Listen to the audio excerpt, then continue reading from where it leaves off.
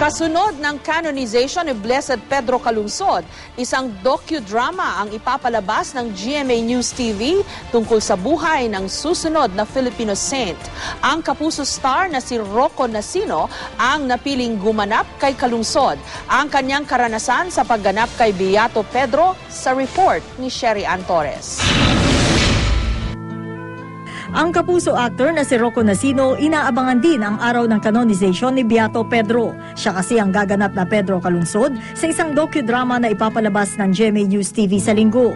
Tampok ang buhay at kamatayan ng nooy 17 anyos na katekista. Sa kanyang pagganap, marami raw siyang natuklasan sa buhay ng Beato. Realize ko yes, he should be considered a saint, si Pedro Calungsod po. At what he would do for the Word of God and what he would do for the others, na sana maraming taong ganun din. Ipapalabas ang biopic na Beato Pedro Calungsod sa GMA News TV sa linggo, alas 8:40 ng gabi.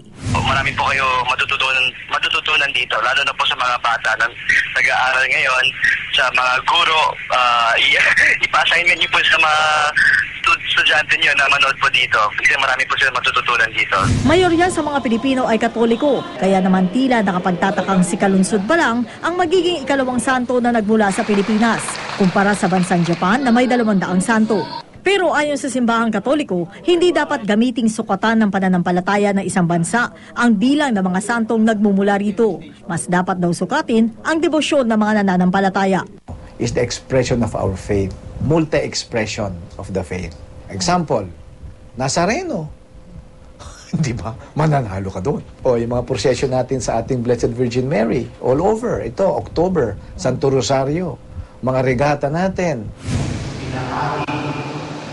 Matagal ang hinintay ng mga Pilipino bago may mahirang muling isang Pilipinong santo sa katauhan ni Blessed Pedro Calungsod.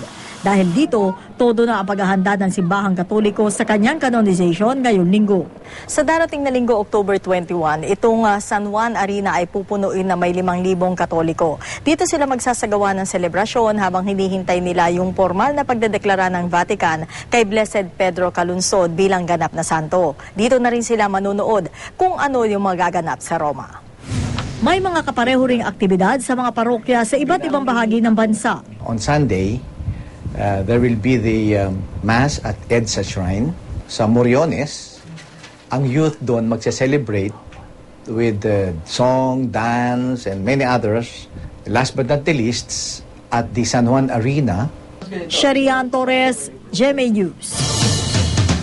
Muli, mapapanood po ang San Pedro Calungsod, a GMA News TV historical docudrama sa darating na linggo, October 21, 8:40 ng gabi, dito lang po sa GMA News TV.